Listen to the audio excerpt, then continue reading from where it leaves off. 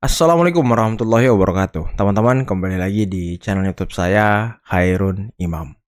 Gimana nih kabar kalian, para ternak Mulyono dan juga anak-anak jenderal? Semoga kita semua selalu diberi kesehatan, kemudahan, dan juga rezeki yang berlimpah dari Yang Maha Kuasa, teman-teman ya.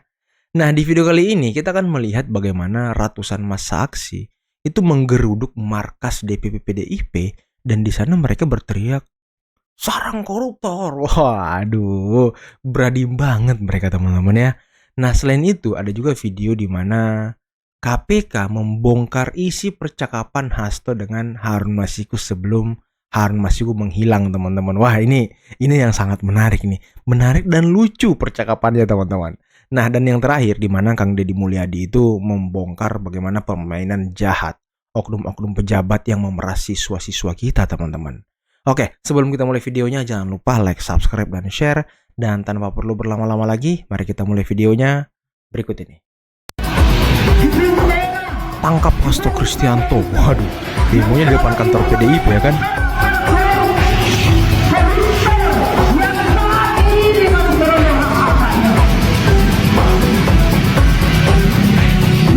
Ini berani banget mereka aksi depan kantor PDIP teman-teman.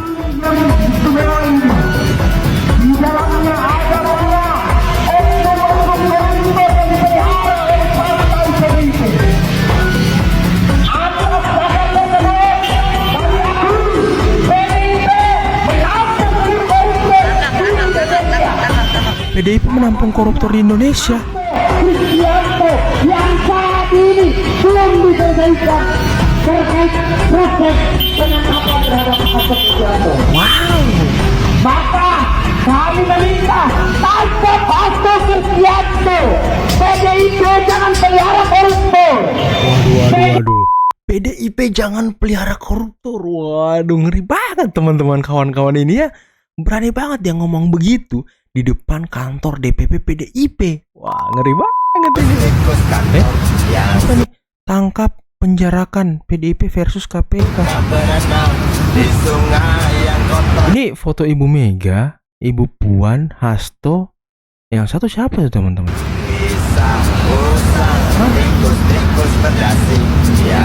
Puan Maharani terlibat kasus korupsi EKTP bersama Setia Novanto dan Nazarudin. Waduh, bukaan kak? Apaan ini?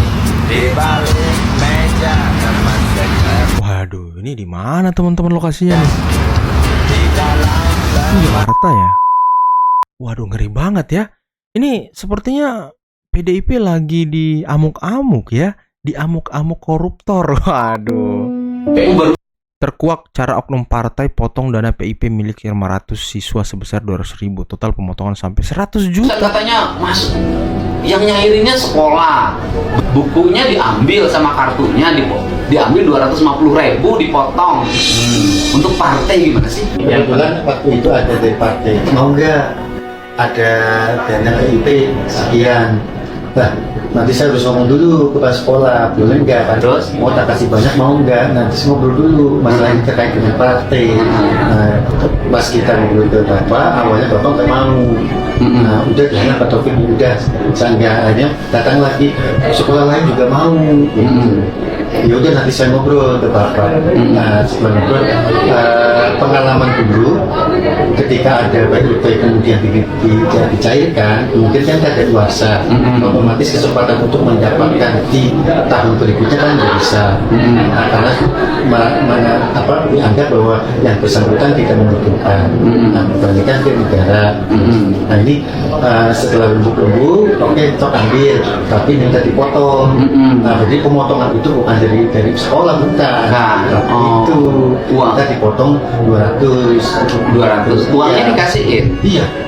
ke siapa? Katanya sih dari partai. Bukan anggota DPR. Bukan. Jadi yang akhirnya bapak memotong uang itu dan Iya. uangnya diberikan pada mereka.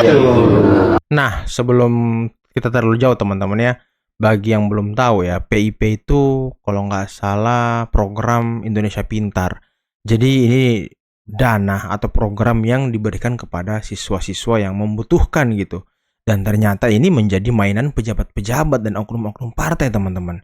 Ini kan nggak boleh teman-teman. Nanti kan kalau dimainkan begini, Orang yang harusnya mendapatkan bantuan malah tidak dapat bantuan.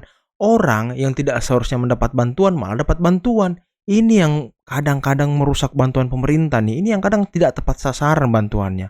Ini Ada di kemudian sekolah. Ya. Cuman nggak ada kwitansi, nggak ada ya. Nggak ada, Pak. Terus dalam bentuk Terus kemudian ketika ada kesepahaman itu, kemudian kita kan mau memanggil anak-anak. Ini saya kumpulkan semua, Pak. Kumpulkan semua. Ini ada mau nggak dari PIP, dari fraksi. Tetapi nanti ketika cair, minta dipotong. Nanti sampaikan ke orang tua. Gitu. Saya udah menyampaikan itu. di sini ada berapa orang yang terima? Yang kemarin 500, Pak. 500 kali 200 Ya. ribu. Jadi berapa tuh? 500 orang kali 200 berapa tuh? 100 juta. 100 juta bukan 10 juta. 100 juta loh diambil sama oknum partai. Luar biasa. Dablek itu, monyet-monyet maling-maling itu dablek. Kata Pak Prabowo dablek itu, monyet-monyet maling-maling itu ya kan.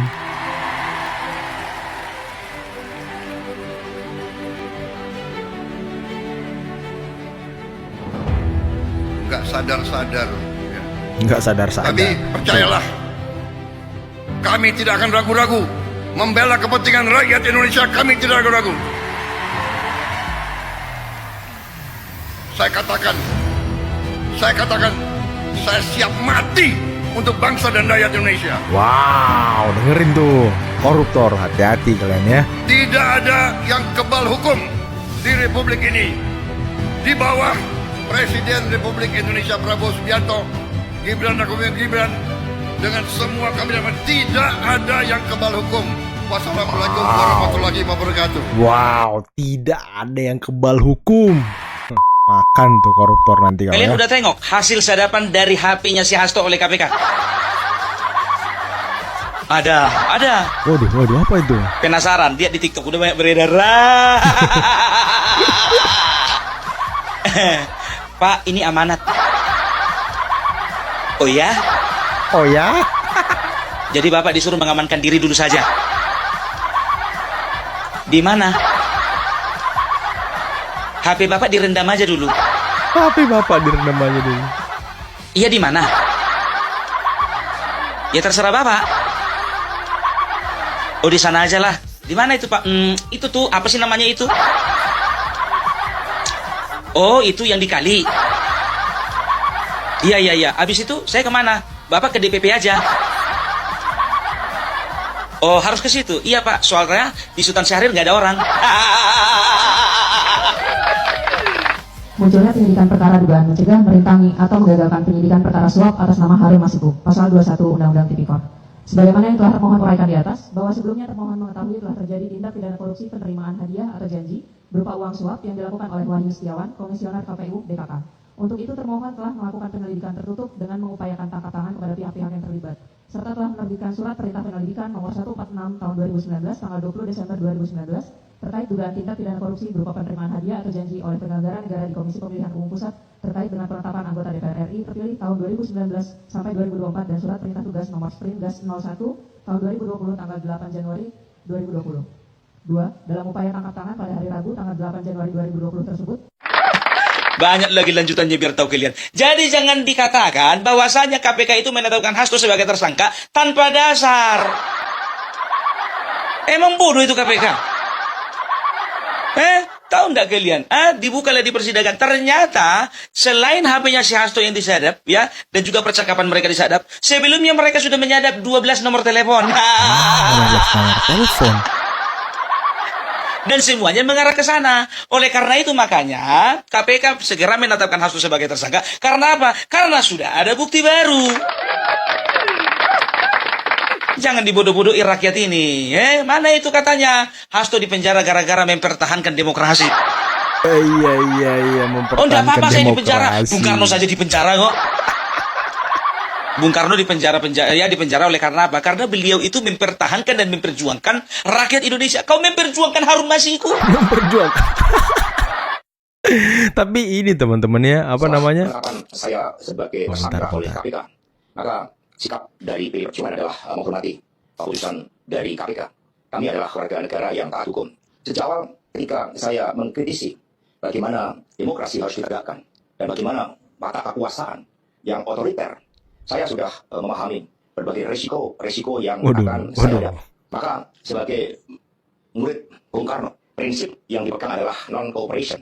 Demi cita-cita Indonesia merdeka, maka penjara pun adalah suatu jalan dan bagian dari pengorbanan terhadap cita-cita. Resiko apapun siap kita hadapi dengan kepala tegak dan Nggak ada yang perlu dibanggakan, Wak. Nggak ada yang perlu dibanggakan. Itu dia canggihnya teknologi. Nah, teman-teman, selain Hasto yang mengaku-ngaku mengikuti jejak Bung Karno di penjara, ada juga satu orang yang ikut-ikut jejak Bung Karno yang ketika konferensi pers berapi-api. Siapa dia? Rasman. Saya ada di penjara. Saya ikut jejak Bung Karno. Waduh, kalau giliran mau di penjara aja ikut jejak Bung Karno ya kan. Merasa sudah menjadi raja kecil. Saya ingin pengeluaran-pengeluaran yang tidak perlu, pengeluaran-pengeluaran yang mubazir, pengeluaran-pengeluaran yang alasan untuk nyolong, saya ingin dihentikan, dibersihkan. Betul, hentikan, bersihkan, Pak. Pengeluaran-pengeluaran Ada. pegawai itu banyak banget. Ada yang melawan saya. Ada. Dalam birokrasi merasa sudah kebal hukum, merasa sudah menjadi raja kecil.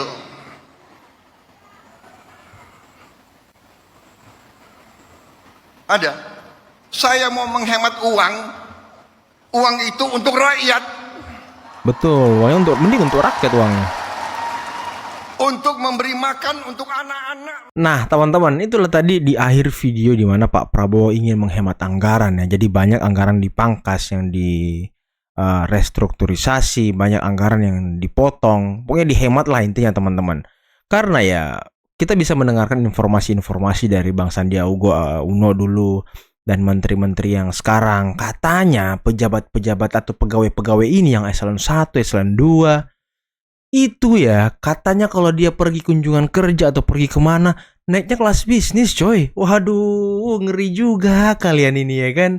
Dan ada juga ya informasi yang beredar di media sosial, kalau katanya pegawai-pegawai ini alasannya kunjungan kerja, alasannya studi banding dan segala macam.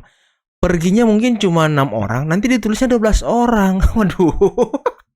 Inilah ya, pemangkasan ini yang stres ya, birokrasi ini, oknum-oknum nakal ini, teman-teman. Karena tambahan cuannya itu menghilang. Yang dulunya dia bisa cuap-cuap, nyelip-nyelip duit sana sini, dari operasional lah, dari inilah ya, sekarang udah nggak bisa. Ini nih makanya kata Pak Prabowo raja-raja kecil. Ini birokrat-birokrat yang suka main uang negara, teman-teman, merugikan negara. Tapi benar juga kata Pak Prabowo, mending duitnya kita pangkas, kita hemat, terus kita kasih makan rakyat. Itu masuk akal juga sebenarnya. Jadi ya yang anggarannya ini ya buat gaji pegawai, buat yang penting-penting aja gitu. Masa sekelas pegawai aja naik pesawat kiri kanan, naiknya kelas bisnis ya kan? Ini kan buang-buang negara. Kelas bisnis sama kelas ekonomi itu harganya jauh banget, teman-teman. Bisa 3 kali lipat harganya. Ini kan pemborosan anggaran. Inilah orang-orang ya yang menolak pemangkasan anggaran ini. Mereka yang mungkin dulunya hidup mewah dengan anggaran negara, kesana kemari dengan kemewahan, kunjungan ke sini dengan kemewahan. Sekarang dia kunjungan gak ada apa-apa, teman-teman. Naik ekonomi, mungkin hotelnya hotel bintang 3, dulu mungkin bisa bintang 5. Nah, dan juga ya, ada permainan kadang oknum-oknum ini. Kalau di akhir tahun mau tutup anggaran, ya sok-sokan lah bikin seminar, FGD, studi banding, pelatihan. Terus pelatihannya dibikin di Jakarta. Orang daerah ini, misal nih di kabupaten mana gitu ya kan, misal di salah satu kabupaten di Sumatera atau Sulawesi, bikinlah dia pelatihan satu seminar di Jakarta untuk pegawai-pegawai pelatihan. Ya untuk apa itu gitu? Penghabisan anggaran ya kan.